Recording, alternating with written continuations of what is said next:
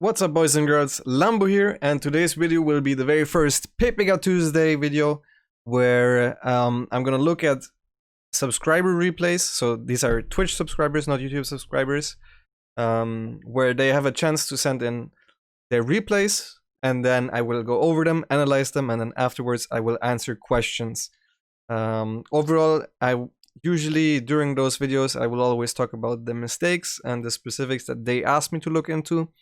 The better the player is, the more detailed the mistakes that I'm looking for are gonna be. So if I have bronze to gold replays, I'm gonna look more at the macro mechanic side, because that's what they should be focusing on, and then the higher it gets, the more detailed everything will become. Anyways, this is gonna be a longer video than my usual videos, because I always analyze 4 replays per day. And I hope you guys still enjoy it. At the end of the video, you guys can also vote for the Pepega King of the Week, who gets to send in a replay the next week again, for sure. So if you want to vote for that, check out the end where I'm going to talk about that a little bit more. For now, just enjoy the video. So the first replay we have is from Kovi, our Pepega King of the Week from last week. And he wrote 4,200 MMR. I would like some feedback on how safe I was playing and how/if I should go for the kill when I think I'm ahead. Okay. So we're looking at the Zerg player that's on the top right. So this is 4,200 MMR, so we're gonna look a little bit more into the details. Even though I'm sure there still will be some mechanical errors already. First things first. Okay, my sub sound still is working somehow, so I'm apologizing for that to anyone who's watching on YouTube. I meant to disable that, but it somehow still works. So first things first, he checked here to see if he was gonna get blocked, which is good. Before you have 300 minerals, everyone should always do that.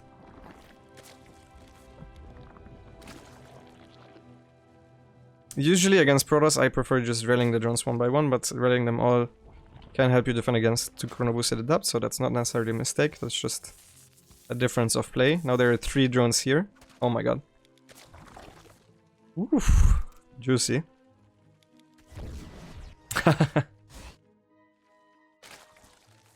That's nice. If you ever kill a probe, don't make the Zerglings, because you don't need them. The Zerglings are mainly here for denying the your third to be blocked. So that's what we're making 4 Zerglings for right away. So now you're doing nothing with your Zerglings, right? You could still scout for proxies, for example, with them right now. You can still try to run by. So we saw no second chrono boost on the gateway and then depth leaving. Especially if the probe dies, you should always try to run by with 1 Zergling, because they don't know if you have Zerglings on the map. So right now it would have been a free scout. Okay, this is losing 2 drones for an adapt is fine. However, in the build order you already forgot your 3rd queen. Just gonna go back a little bit to show you when you had the money for it. So at this point, usually at 32 you make an overlord, and then after it you make a queen. And I assume you just forgot that, because you moved your queen down, so I think you wanted to make an extra queen here, which never ended up happening. But yeah, the first big mistake you made was not following this shade. Just right click the Zerglings on the adept shade and he's never gonna finish that shade, right? You're a little bit too slow here. Always just following the adepts, especially if you have a ratio of 4 to 1. 4 Zerglings versus 1 adept, or 8 Zerglings versus 2 adepts, you can just follow. And preferably you should also follow it with the queens. If you can. And we're running into another little bit of a supply block. We don't know much yet, so we're going for the Roach one to be safe against potential glaives. I like that very much.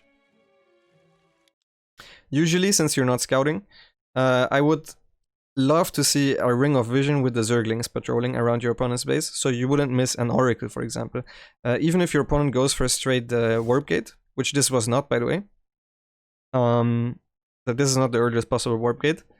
They can still mind game and go for stargates, or especially on like Masters League or below, not necessarily Grandmaster, they sometimes just don't know the build order and might just go warp gate before stargate, even if they scout early on. So you should still always make sure that you have the vision of what leaves your opponent's base, the so-called ring of vision.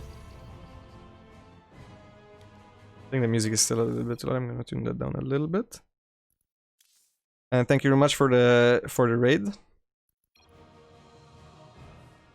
Okay, so now you're splitting up the Zerglings. This is a little bit too late. The first Oracle would have already left. Now the Glaives attack would leave right now, but you would have seen Warpins, right? So the moment you see this War Prism leave, I hope you make a Spore immediately in each base. Okay, the idea is there. It's a little bit too late. Theoretically, DTs could have already been warped in at around 420 if your opponent plays a really tight build, but then you would also see the War Prism leave earlier. If they go for a normal build, it's most likely around 430, between 440, depending on how good the opponent is. So this is already pretty late. So you would have been in big trouble. And you also would have lost the Spore if he clicked it. So first things first, if you see a delayed War Prism, so you know it's not a Robo first, and you don't see a Warpin the moment the gateways are done, you know most likely it's going to be a DT drop. What you're supposed to do is you follow the War Prism with the Zerglings to see where it warps in, and you bring all your queens besides the one in the main to the front to keep him from doing this. So he's going to be forced to warp in a little bit further away. The perfect response against this is to just defend it with Ling Queen and then drone right after. So your response, the drone count is pretty much correct. The Spore Crawler timing is a little bit late, but you have 0 units at home. So if he ever clicked the Spore, you would have needed to unroot that Spore Crawler and put it here, and then move that one here. That would have been the panic reaction that I would have had, but the hatchery would have died for sure. So even though you could retake it probably right away, it would have died. Also, you just don't have units. The moment you see the War Prism leave, you need to start making units. So much for the early game. Now he actually clicks the Spore Crawler, so you do move the Spore Crawler from your natural down, and he could have just killed that base. So that was a massive mistake from your opponent, who's also floating a little bit. But so far your macro was good, the general game idea was good, just the fact that you had no units at home even though you saw the War Prism leave was not great.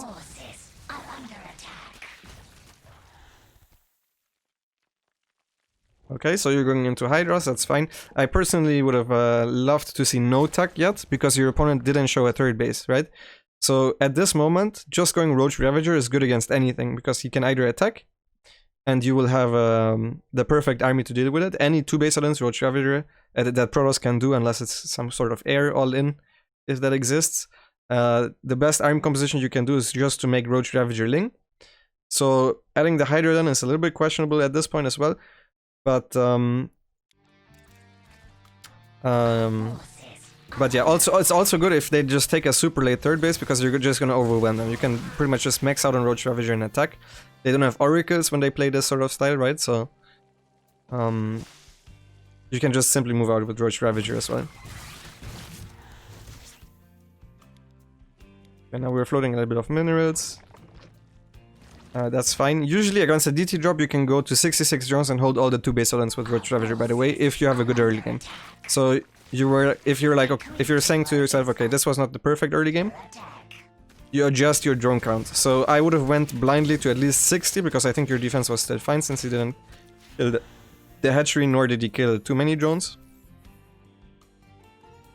So you usually compensate for the amount of drones that you lose with the drone count that you go to. You're not like, okay, he's 2-base, I will always go to 52 against this certain all-in. If you can go to 52 in a game where you don't lose anything, that means in a game where you lose 5 drones, you can only go to 47, right? So you need to keep that in mind.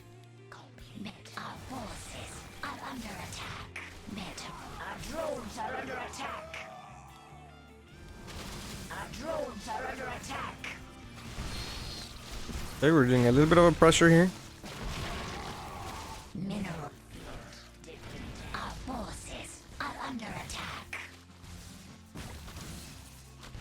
And now we're getting out multitasked a little bit. The good old Vidra announcer. Okay, so at this point the game is over. So let me go back a little bit. So the the first mistake was obviously to not have units back at home. Then the next one, I think going for Roach Hydra in general is great if your opponent is probably 2-base all-inning you, which this looks like right now because he just doesn't have a 3rd base yet. You shouldn't add a Hydra then yet, but that didn't really cost you anything. Your main issue right now is that you're floating money that could have just been drones. So the moment you see this go down, at the very least you can go to 66 workers. At the very least. So just make those workers, and then if you realize, okay, he has a pretty big army, go for reactive spine callers. This is a very frequent case at Zergs around your level, is that they are too afraid of droning, and then drone too late, or they don't know exactly if they can drone now or not, so they're floating money, they're floating larva. And then the drones are too late, so you end up having less units than you're supposed to. Now if you're going for a committed timing, doing it off 66 drones is fine. But you should wait until you have a bigger army. This is not a good army to attack with. So if you're a Zerg player and you know your opponent took a very late 3rd, your advantage is that at this moment you're mining more than him, right? So at this moment, every minute is good for you right now if you're just messing up units. So you shouldn't hit right now, you should hit once he's fully saturated, preferably, because at that point you start mining the same, and at that moment he will start warping in similar amounts of units, but he will have units of a better quality. So you're attacking too early now. So this is still absolutely winnable, but your opponent is... you also didn't scout, so for example, scouting for gases or something here would be great, and then you only attack if you see gas, or you could fly in with the Overseer and see, okay, is my opponent transitioning to Colossus or High Templars? And you would see, no, he doesn't even have a +2 on the way. He doesn't even have a Templar Archives, right? So at that moment you're like, okay, maybe I should just wait a little bit longer, because at that moment, really you could just wait until you're maxed, get a couple of Ravagers in the mix as well, and then attack. Now you lost a lot against these counterattacks, and honestly that's just that's very hard to deal with, even at the higher levels. Eventually, if you're playing a non-all-in, what I would suggest is that you make a 2nd army hotkey with a bunch of links and an Overseer, which shuts this down completely. You can just patrol them here, and if a DT runs in here, you kill them there. Another thing you can do if it's a bigger run by is, while you're all-inning, is you see he has all of this on the way, right? And most likely, since those are army units, those are hotkey to his main army control group, you can control click them and then Alt 2, for example, Alt on your 2nd army hotkey, and then they will be not in your main army hotkey anymore, and you can still just double tap on 1 to go to the front, and then double tap on 2 to use your reinforcements to defend, and then once everything is defended, you add the 2nd army hotkey back to the main one while you're all-inning. So that's what you should do with your upgrades. But overall, at this point, you're already in a really bad spot because of the amount of workers that you lost. And because you just attacked with not enough units, so your trade went terribly here. So your opponent is just counterattacking, and he's gonna win the game now. And I don't think your opponent actually planned on playing a long game. He would have just attacked into you yourself. So that's a scouting error. So in this game, I went mostly into the little strategic details. Obviously, you can very much so improve your creep spread, which consists of a single tumor being spread twice. Spending your money, but honestly, I thought your early game money spending was quite good. So overall, the things to take away from this, I think, are 1, make units if you see a Warp Prism leave the base. You can't just completely ignore it. That's not an option. Also, you don't need roaches. Like I saw you were making roaches. Roaches take very long, so they weren't even done once the DTs started hitting the base. Also, pull your queens to the front. Queens are very good against the Warp Prism. If you even just have the 4 queens here against the first 3 DT Warpins, sorry, it will be very hard for him to run in here trying to snipe the Spore, because your queens can go in between the DTs and the Warp Prism. So this means that it's going to be very hard for him to ever pick up the DTs again, and it would be basically be very committed. As a Protoss, you never know if there's an Overseer morphing at any moment, or if there's a 2nd Spore close by. So queens are very good against DTs. Then the next thing was just thinking about your economy and your opposing economy in comparison, and evaluating when the best time to attack is, because you didn't hit your best time to attack. Also, if you're floating 2k minerals and you have because you're supply blocked, wait until you spend those and until those units join the fight, because that's going to be way better than if you're attacking with an army that has like 10-20 roaches less than it's supposed to have, right? Okay, that's the end. GG was called, very nice. And now I'm gonna answer a couple of questions about that replay. Ah, you didn't actually see the War Prism. Yeah, that's a mistake. But at some point you need to wonder, okay, did I miss something? Because if nothing leaves your opponent's space, right? Your opponent can also, like, he's not just gonna do nothing. It's either he's banking up Stargate units or you missed a War Prism leave his base, right?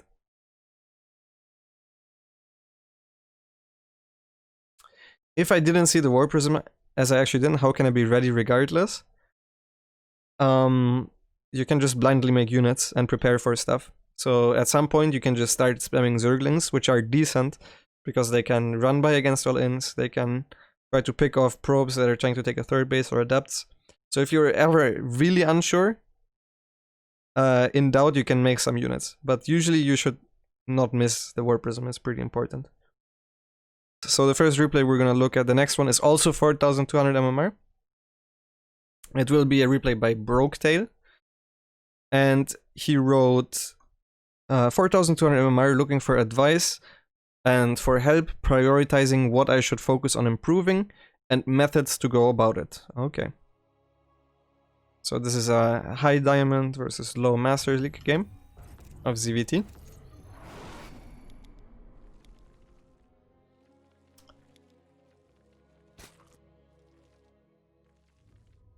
So pretty similar level to the game that we just had. We're going hatch first. I think it's always good to scout for proxy rexes. So if I would, my usual overlord pattern would be the first overlord here and here, and the second one checks here, and then goes like this, and then the first overlord continues to the other side of the map. But you saw an SCV scout.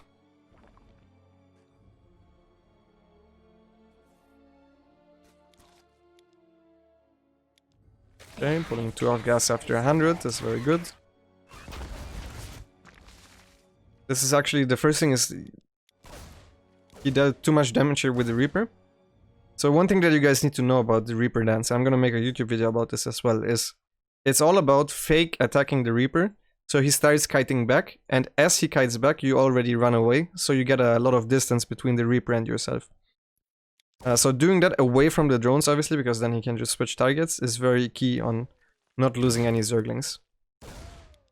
Also, whenever you have a red Zergling, just put it back, de-hotkey it, and forget about it, so it doesn't just die to one hit, right? And then he blocked that very nicely, but that should never happen, right? So, yeah. On maps like this, I would prioritize just trying to not lose anything. On other maps, I would prioritize a little bit more trying to get leave the Zergling health, or trying to get health of the Reaper. Because on this map, you can obviously get a creep tumor for free since there's a ramp.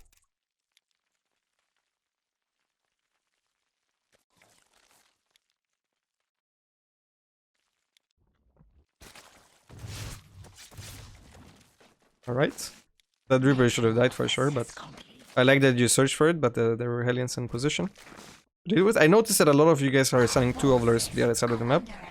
That's very uncommon for pro gamers to do. It's not really necessary to get the scouting information, but... Exactly, so you sacked the 1 overlord and now you're gonna lose the second one as well. A little bit unnecessarily. Especially against Terran, you can always get all the information with 1 overlord. If you ever see pro gamers use a second overlord on the other side of the map, it's more often than not just a mix-up. We got a big supply block here. We're going double upgrades against 3CC, which is fine. A creep tumor is under attack. One thing that I already noticed is you're doing what would usually be a great job of splitting your overlords, but these overlords are too far forward. Once you realize your opponent is playing Viking, your ring of vision should immediately go back everywhere. So your overlord should be like here, here, here, like somewhere where the queens can go, because eventually if your opponent has 8 Hellions and a Viking, what will happen is that if you send your queens here, you will need to actually split them up, which makes it very hard, because you need to de-hotkey them or just not use your hotkey for a little while to save an overlord, and you need to respond right away. And then the 8 Hellions are gonna have a great time against the 2 queens, might even try to YOLO in your base, right? So just keep that in mind if you play against a Viking. It's a little bit better to bring back all your overlords if you have the time to do so. Our forces are under attack. We're under attack. Alright, economy management, not the greatest. You're sending drones from your natural to your main and from your third to your main. Even though the main base is always the one that's usually saturated first. So this is something that I will also talk about in one of my future videos.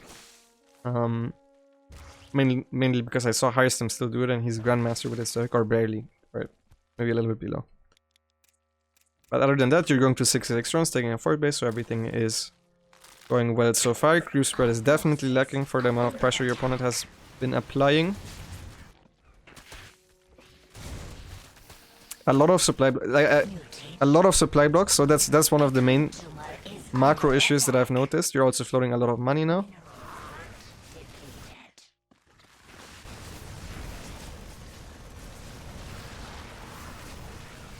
Okay, and now we definitely we respected this one a little bit too much. So one of the things that you should always have is vision of when your opponent is moving out. So having a Zergling here can sometimes be tough, but you preferably would want a Zergling here or here. And then this is mainly so you can know when your opponent attacks and you can actually morph Banelings in time. But the main reason you had the main reason you had difficulties dealing with this push is because you were supply blocked, right? You also don't have larva, so I didn't pay close attention to the injects, but I assume they weren't 100% perfect, but your 4th base was pretty late, so that explains a couple of things. Either way, if you once you see him move out, all you need in order to defend this is just morph a couple of extra Banelings. I like that you used your queens to delay your opponent's push, but I think you gave him a little bit too much credit. So if I see this, his army overextending like this, I try to... You can always delay the turn a little bit with walking forward and backwards a little bit with this army, while the queens are tanking sometimes, especially. And here in this case, there's only one tank even barely in range of this, so I would have tried surrounding this, forcing him to load up, go back again. You can do a lot of stuff to delay the Terran pushes with just a bunch of Ling Bane and queens. You would be very surprised. So letting your queens die like this is not great, because they are what keeps these marines from just moving forward, as you can see. And now you lose a couple of drones because of it. The moment this happens, by the way, also you should try to jump on the tanks. But we're still in a fine position after all of this, because you went into a very nice drone count beforehand, before all of this happened. Now you're prioritizing Mutas over getting too early, which I think is fine.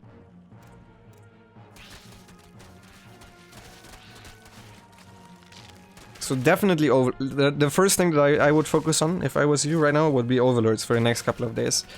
To actively always think about when I'm making overlords, because obviously the higher your drone count goes, the more overlords you need to build at once, but you need to get a feeling for it, and I think the best way of doing that is to just actively focus on, do I have an overlord? Like whenever in the game, you should be able to tell if you have an overlord on the way and if you have not. So looking at the top right in general is probably, from the feeling that I get, is not part of your macro cycle. So the macro cycle is something that I also talked about on YouTube in an earlier video. Should include looking at the top right at some point to see, do I have money and do I have supply? And if you at least do this every time you inject, I think you would have been supply blocked a lot less this game. So this would be my main focus on practice if I was you for the next couple of days. Forces are under attack.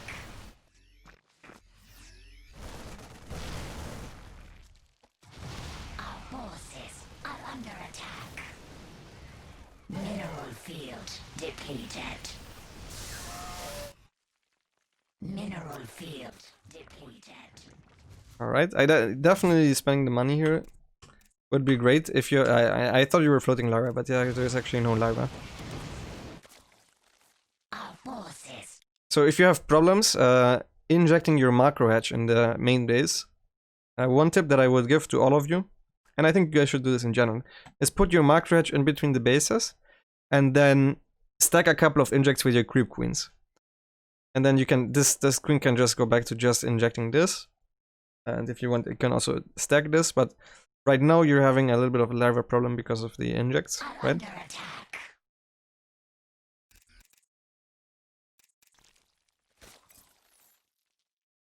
Oops.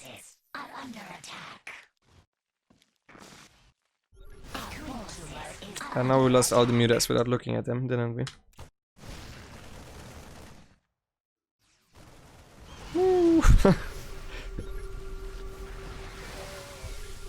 Okay, even with that loss, if you had all of this in Zerglings, you still would have had a decent fight, I was about to say, but yeah. This was just not looking at the minimap to see that your mutas are flying into a giant red blob of Terran.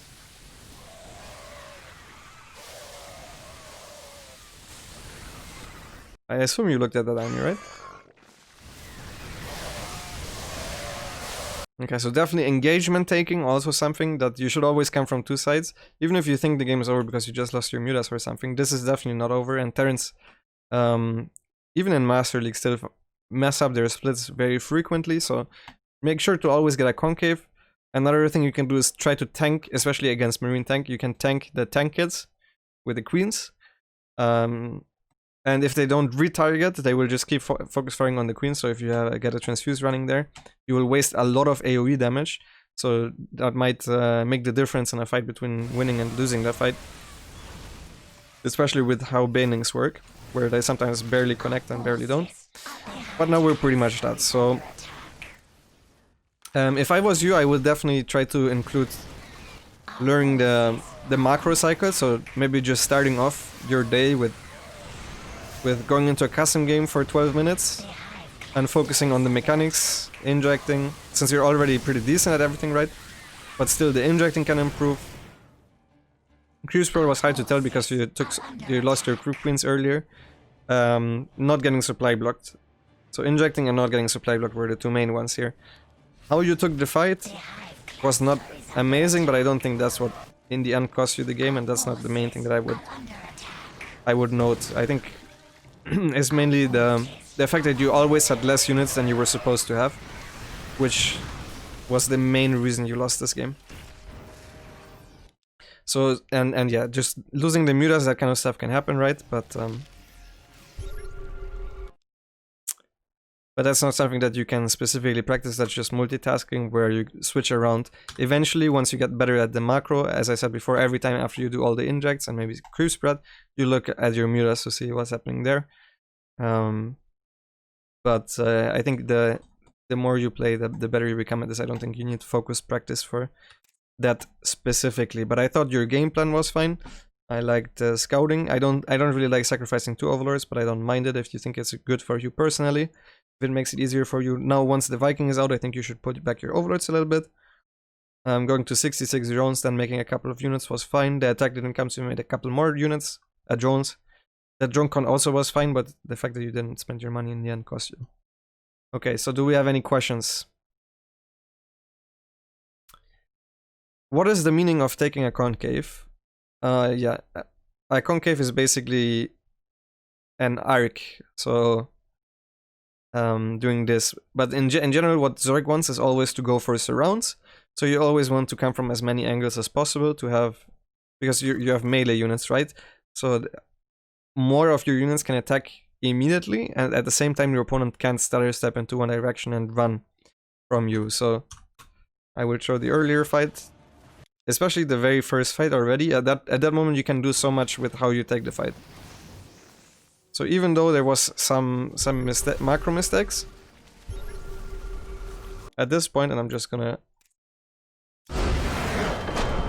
go in here. So we have the crew queens here. That's a lot of queens. These can survive against this if you transfuse them for basically ever, while you're making the units, right? Now the injects popped. I like that you have screen hotkeys. So alone these 5 queens, having them there and looking at them, forces your opponent to bring more forward than these couple of marines. And then what you should do is you should like try to fake engage and then go back, because he's gonna run every time, and then go again and run back and go again and run back. And eventually your supply block ends and all your units spawn, right? And then the actual fight, preferably what I meant earlier with the concave, was doing it like that. Also pre-spling banings is fantastic. So you do it like that. You tank with the queens, you move command the banings, and you aim with the rest. And then the rest of the micro will be done with mouse clicks. So that's how you engage this very first tank push, which will happen in a lot of cases. Let's see if there are any other questions. Who can submit replays for this and how? Is there a Patreon or something else? It's just being a subscriber, actually. It's just about being a subscriber. If you're subscribed to the channel, you can send in your replay in the sub Discord, and you have the chance of me looking over it. With supply blocks, is there a supply number you make the next overlord, or do you just... Well, the overlords for me are part of the build order for quite a while, until probably like 70 plus. So the first overlords are always set. I don't only know the supply, I actually don't look at the supply. I know the larva from which I make the overlords. So that's the way I do it. And then after, I sometimes check the top right, and I sometimes do it as part of the rhythm. It depends a little bit. So this replay is 5100 MMR versus 5600 MMR. And he wrote versus Mech. Feels like with Hellions and BCs, they have complete control over the early game. And you're kind of supposed to defend all of those things with minimal units. Which makes going into the game versus any Mech turn above 5.4k feel like an uphill battle from the jump. Okay, so what he needs help with apparently is going to be mostly the early game. Let's take a very close look at the early game. The game is going to go 11 minutes. So I suppose the timing probably gets decently far ahead in the early game.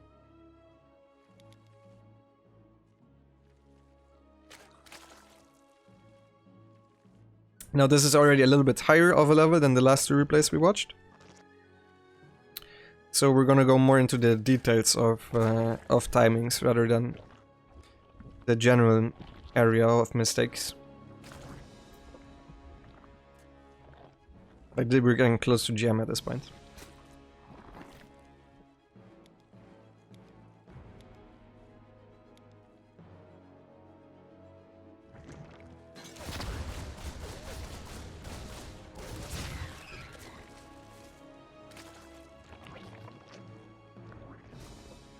Alright, so everything looking fine so far. Accidentally, I think this is an accident that he made two overlords. This second overlord should have been a queen at the natural. He's making it now a little bit too late. So there was one extra overlord, but that's never gonna end up losing you the game.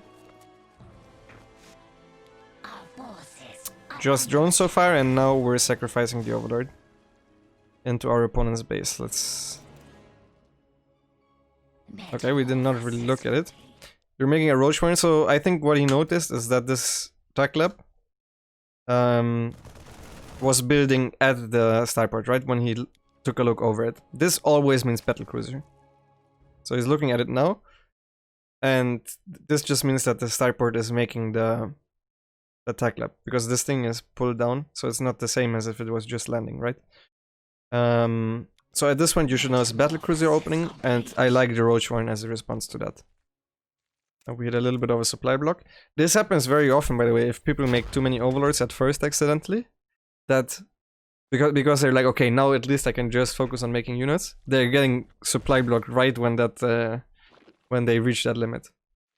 That happens to me as well. so I know that feeling, because that interrupts your macro cycle, right? You're like, okay, now I don't need to make overlords for a while. Okay, we're making spores. A tad too early. Usually the timing for this, especially since you saw that the Hellions were not gas first Hellions from the timing, you can delay these until 5 minutes and 10 seconds. And if it's gas first, 5 minutes. So since you know this is Battlecruiser, these are too early. And the roaches are also too early. So you're falling a little bit behind because you're making a lot of roaches and the 3 spore crawlers. This is basically like you're playing a pressure build at this point, but defensively. The hive cluster is under attack. I'm under attack. Don't ever try that. Just threaten to go in with the zerglings as well. The queen should always be on top of where the hellions are. And now the reason you're having problems against BCs is because your early game is not correct against it. So already a lot of things here are going wrong. So what I would go against BC is I would go 16 here, 3 here, 16 here, and then drones here, and then I would go 3 gas. And I would start making roaches right about now. At this point you should already be at around 60 drones. And then you split your queens, especially if you go roaches. You don't need that many queens. 8 queens is fine. You split your queens 4 and 4. So 4 queens are here and the other 4 are here. Since you made this many queens early on, plus the roaches, you just have a really terrible drone count. So you're really far behind already, just because of how you overmade the units. The way you should do this, at first you just make like 12, 14 zerglings. And you use the queens to zone out the hellions. You don't need to make the extra queens super early. You should still... It's actually very necessary to have an early lair because you want to have corruptors out so the second BC can't jump over. If a BC right now jumps in and he sees you don't have a lair, he can jump in the second BC for free and get extra damage done with that. So it's going to be very hard defending a fort base. Usually they are forced to fly over because the corruptors would kill them if the second BC jumps in. So what I would usually do is like a 420, 430-ish lair against the BC, 1 spore per base at around 5 minutes 10. And around that time I start making roaches as well. You don't really need that many roaches. I like the roach count you went up to 7. Usually I do around 6 as well, so this is fine. But I think you actually made your queens too early, the spores too early, and too many units, plus a little bit of a supply block. So overall on this level you're already going to be very far behind, right? And once you're droned up, at that moment you can make an extra round of queens, by the way. You can resume queen production, so you can go up to 10 for all I care. What I do usually is I go, I think 7 at first. And I split them 4 and 3. And then I have an 8th one on the way after I reach my mineral saturation. Going 8 right away is also absolutely fine, but if you combine this plus the supply block plus making the roaches too early, at this point, even though your opponent just threw away hellions, you're not necessarily ahead. So just flying the BC over. Okay. So now you need to obviously recognize that there still is a jump. Forces are under attack. Our forces are under attack.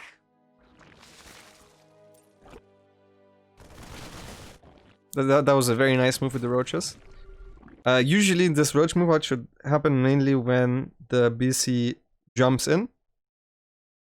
And if you already have the roaches out, you can, especially against 3 CC Battlecruiser, you can just move across the map with the roaches and they will completely deny your opponent's third base. So this is an advanced move. And it's really, really good because usually your queens plus zerglings are going to be fine to hold the counter-attacking hellions. And then it's just roaches against hellions plus until the next BC spawns, which a BC takes a minute. So as you hear, usually they jump right away, right? So you basically have a minute until your roaches need to go away again. And usually can trade quite well with them. So I like the move out since you avoided the Battlecruiser. Now we're going Hydra with Zergling upgrades. Honestly, you're in a fine position. I wouldn't mind playing from this. It's not great, but it's fine. I don't know why you're going melee carapace. Usually against Mech you would want, especially when you're going Roach Hydra missile. It's always also good to follow up scout against BCs. Usually it's Mech, but sometimes they even go bio. Either way, you should not go Roach Hydra with melee upgrades, I think.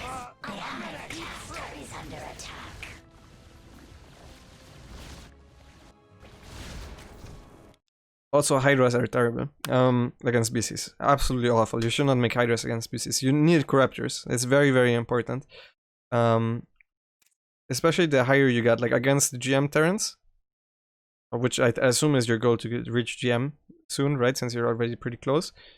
you should go Corruptors. The best, I think the best and easiest way to play against Mech is just, against BC into Mech is Ravager Bane Corruptor. Mutation. I don't really like Hydra Viper, but I realized that is definitely an option also. On, like, not on top level. On top level, Hydra Viper is really bad because Ghost just crash it. And you can't ever kill the turn. You can just abduct a couple of units and eventually they will have Ghost tank, and at that point you can do nothing because they can EMP. Once your Vipers are EMP, they can push you. So like Hydra, Lurker, Viper, not an option against Mech really. But that's just for the highest level of playing. So you're still going for melee upgrades.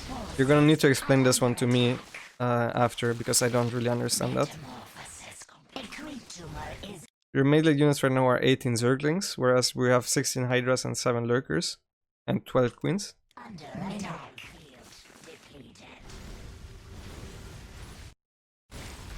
And if you want to skip on one of these, like if you really want melee upgrades because you think you're gonna go into Banelings or something, then you skip the Carapace upgrades, don't skip the missile ever with this sort of army. And yeah, now the turn is getting a lot of value out of the BCs. Every time are gonna get value until you have Vipers.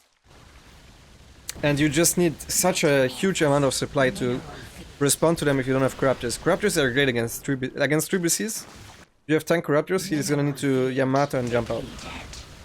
But with Hydras, you will need like 20 Hydras and then abduct them to cancel their Yamato as well. And even if you have 20 Hydras, he can teleport them out one by one and he's gonna kill Hydras. So I actually think your early game was fine. I think making units a little bit too early and not knowing the exact Spark Roller timing hurt you a little bit. Plus your lair was a little bit too late. But you didn't lose the game because of any of that. You were actually in a fine position. You lost because you just didn't go into Corruptors. I think that was mainly why you had such a hard time. Even if you want to go Lurker after, you can play after the Corruptors. You can also go Lurkers if you want. I'm sure that's fine as well. Like Ravager Bane, and then you just add a Hydra then. Don't need Hydras right away, and eventually you can go Lurkers if you really like playing with them. That's fine. But I think a couple of Corruptors. You can also group them with the Vipers later on if you really want to play Hydra Viper. Make your life so much easier versus BCs. So yeah, that was my main concern here, is really know the unit composition a little bit better. I think that's kind of what cost you the game, so it was very hard to analyze anything else. I can take a look at how your crew spread was. I think you did fine with the macro and everything. It's just usually you have a couple Corruptors, you can immediately go 88 drones, 8 gas, 5th base, 100 drones. Because your opponent, if they go BC into Mech, they can never attack, especially on creep against Ravager based armies. And now you're just chasing a BC that always will go to this. And you also don't have burst damage, so he doesn't even need to think about like this was super early, right? This teleport. So yeah, it's just mainly the army composition. Okay, if you have any questions, now's a good time to ask.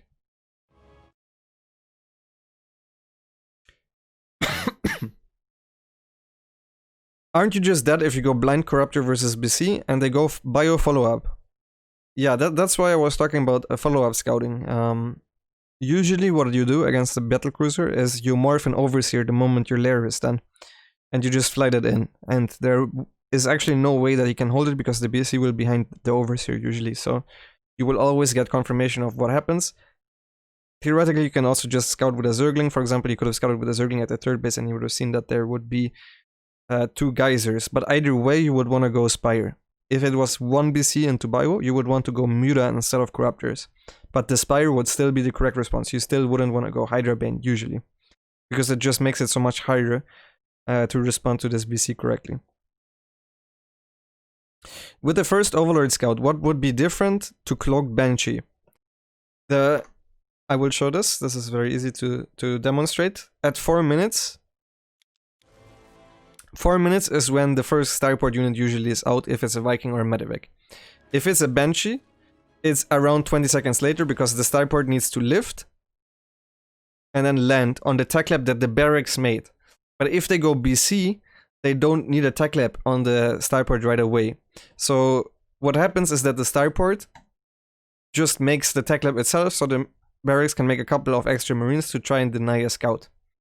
So the difference would be that by the time you go in here, the tech lab would already be done. So this is the difference, and it would be researching cloak at this moment as well. So as you can see, a medevac takes like 30 seconds, liberators and banshees both take 43, ravens as well. So a medevac usually spawns at around 4 minutes. A liberator spawns logically at like 4:13. This is from barracks first, not gas first. And the banshee spawns even a little bit later, so around 4:20. So a little bit like 4:17, 4:18, something like that. Because the starport needs to lift and then go down. But if you see at this moment the starport still doesn't have a tech lab on it, it can't be cloak banshee because it doesn't make sense for trying to go cloak banshee like that. Even if it were to be cloak banshee would be it would be done super late. So his cloak would be done at 5:20. So even if you still make the spores at like 5 minutes and 10, it's pretty much done when the cloak is done, right? So even if you make Battlecruiser spores against, if he would now try to go for a mind game and go into banshee, you would still be absolutely fine.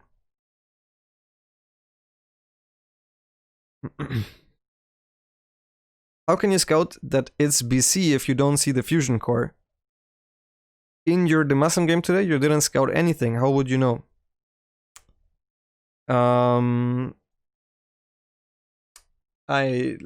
Before I recall what I did against the Muslim, as I said before, it's because the starport makes its own tech lab. That's how I would know that it's Battlecruiser.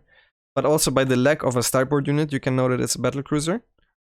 So this is just for me, not for you guys, because on very high level, no one's ever gonna go 8 Hellions, no starport unit, for example.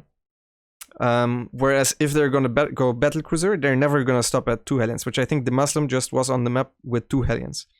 I also knew that the Muslim was going 3cc without scouting because I saw that his supply depot, he didn't have a supply depot wall because the CC gave him extra supply. So at that moment, I already know A, it's a 3cc opening, and then B, I didn't know.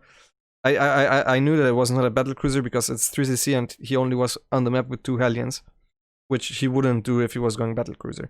So you can read into Terran openings without actually seeing a fusion core very often. So this was for sure Battlecruiser without seeing the fusion core, and there are ways of telling for sure that it's not Battlecruiser without seeing anything as well. Melee plus missile with Ravager Bane Corruptor versus this? Yes, I would go melee and missile probably if I was gonna go Ravager Bane Corruptor. I sometimes also get Carapace instead of melee and then make Infestors, which I think is also a way, but if I would go Ravager Bane, yes, I would go melee and missile. How do you recover from a few lost queens versus BC? How many spores and how do you micro drones and queens? You don't need to recover. Like if you lose a couple of queens, your corruptors are gonna be out for the second wave. So if you split your queens 4 and 4, like even if you don't micro, you're gonna lose 2 queens and then the BC will need to TP out, and then for the second wave you should have corruptors there in time. As long as you also stay close to spur crawlers, you really shouldn't lose that many queens to the Battlecruiser.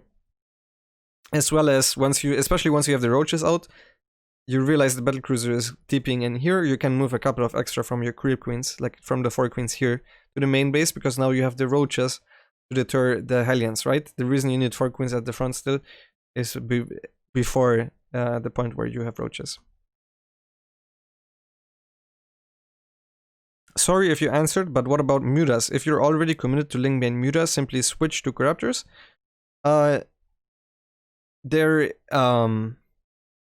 You should always see the Battlecruiser literally inside your base before the Spire is done. Unless you're going 2-base muta, I suppose. In which case you just ignore the BC and the game... in which case you just kill the BC with the mutas and the game ends. 2-base muta is actually a hard counter to BC if they teleport in.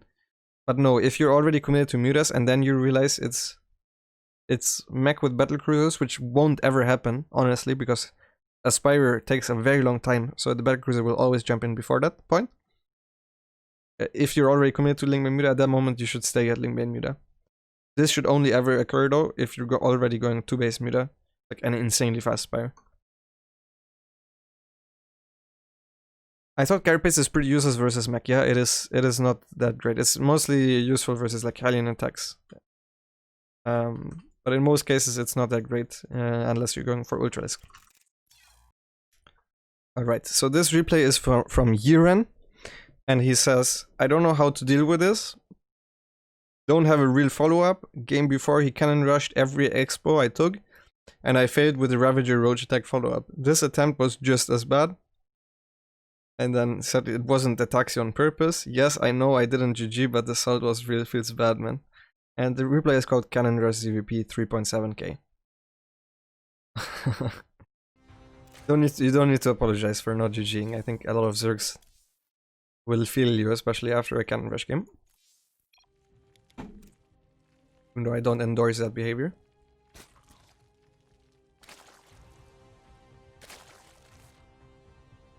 Oh wow, he blocked you and then Cannonrushed you.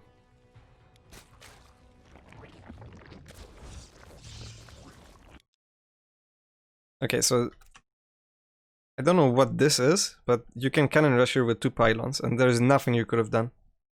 Oh, he blocks this, I see. If they Cannonrush an outer base, what you do is you just take this one. Well, usually you just take your natural, but Cannonrushing this is not usually seen because as long as you cancel the hatchery, you're always ahead. Because this doesn't disrupt your mining. So first of all, you're not supposed to try and defend this with drones. But from the way he actually put it, oh my god.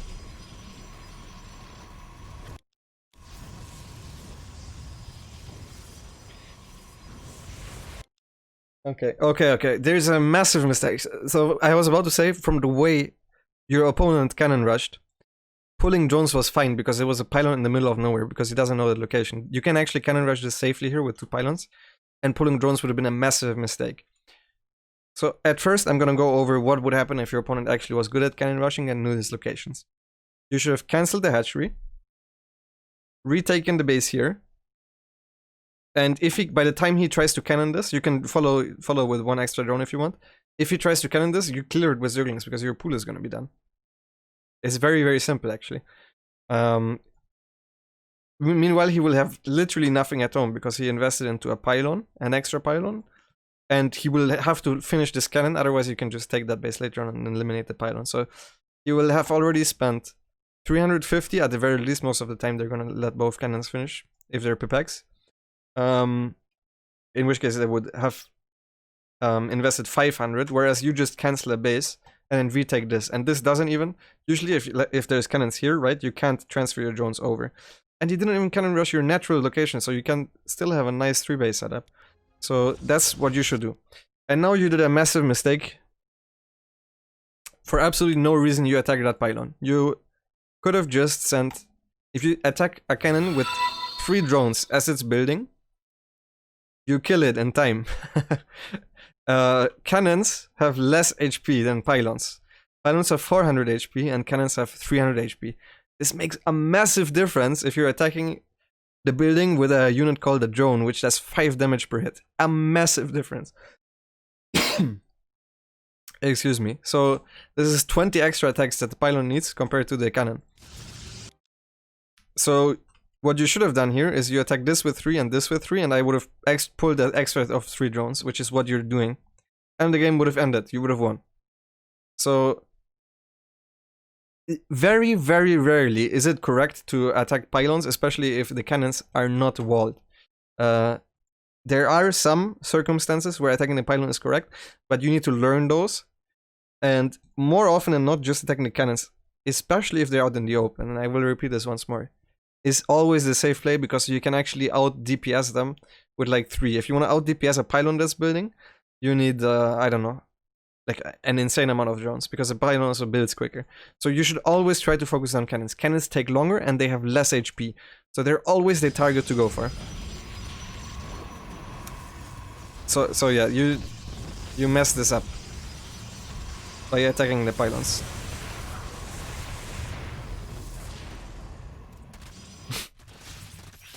So you lost 7 workers, which is not great. When did you put this cannon down here? Where did you lose an overlord? Oh, there was an overlord here. Yeah, don't attack the cannons with an overlord either. That does not help, actually. It actually doesn't help. Believe it or not. I can't believe you focus fired the overlord. That was so bad. Actually, it really did help. I take it back. I take it back.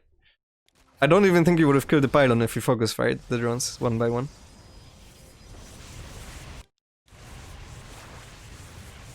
I cannot believe you killed. You had to focus fire on overlord. Oh my god, that's so sick. Okay, so now we got an actual game where we just lost a little bit, but our opponent invested a ton. I wonder if you could micro around this cannon here. And now we're being supply blocked.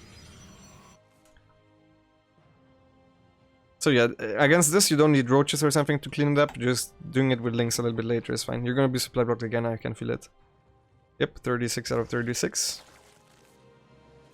I would clean this up with just 2 queens and like 6 links. So you start attacking it with the queens, and then start attacking with the links. You will need to retarget on the links, but you will clean it up. Even if you lose the links, that's worth it, because as you can see, you can't spend your money because you don't have that base. So at this moment, you're already dead. So think about how you can spend your resources. For example, like even if there's like 2 cannons here, in that case you take another base. So let's say this one or this one. This even has a rich gas, so it's not bad to take. But if there's only 1 cannon, you always try to think of what is the best way of cleaning this up. Very often you can kill it from the high ground with the queen. If it's out in the open, zerglings are very good. Sometimes investing into a spine can be nice too. Sometimes if there are a lot of cannons making Ravagers, it's also a good choice. So just try to use the brain and think of how can I clean this up the fastest way possible. And at which point should I really have cleaned it up. Like by now, you have 14 links, 3 roaches on the map, and you're letting your natural be denied by a single cannon. So that's yeah, that's too much.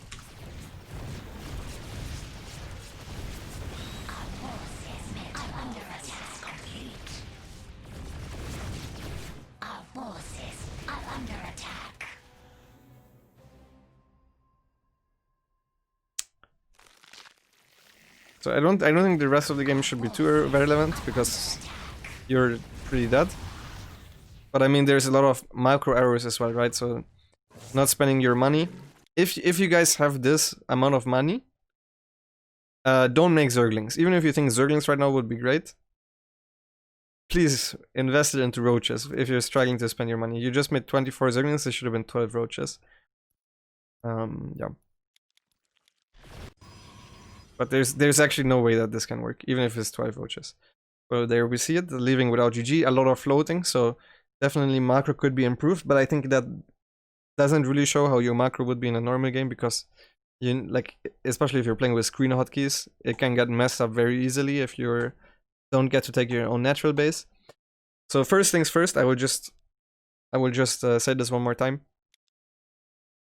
If your opponent blocks your natural and then Cannonrushes your third, the best way to do it is you cancel the third and take a hedge, usually your natural, but take a hedge somewhere else, right? Then the next thing, it's most of the times better, I'm not gonna say always, but it's most of the times better to focus down cannons because they build much slower and they have much less HP. So you can out DPS cannons if you start attacking them with 3 drones the moment they start. And then yeah, but this you also could have killed. This cannon here, what are these drones doing? I didn't even see that. You got lucky at first. You got lucky, I missed that. These drones could have just killed the cannon. Look. Could have pulled 1 extra maybe. This cannon is gonna die with shooting maybe twice. Look. Isn't this amazing? how great drones are against cannons. Whereas a pylon, as I said before, I usually don't focus fire pylon, so I don't even know how many drones you need to out DPS a pylon. Killing cannons is very easy with drones. Killing pylons, not so much. So that's just something that I think you can learn over time, but just knowing the amount of effort it takes to break one or the other will already help you, I hope. Okay, now if you guys have any questions, let me know. So you have to start attacking them the instant they got placed. Does that mean you should pull at least 6 drones the instant you see cannons being placed? Usually. So in general, the reason I never made a Cannonrush video, and the reason I don't think there is great Cannonrush videos out there, or it's even possible to make them, is because there are a lot of different Cannonrushes, and there are a lot of different scenarios. If you're playing against a Cannonrush that is so obviously out of position, then I would pull a lot of drones, and I would always rather overpull drones than underpull drones. I would never ever pull 6 drones to try and kill a Cannonrush. That's just not enough. But on my level, people also have proper building placement. So usually if I would pull drones, I would pull a lot. So I would at first pull 3 or 4 drones. Let's say my natural would get cannon rushed. And then if I think I can hold it, I would pull more once he starts the cannon, because otherwise it can still even be a fake cannon rush.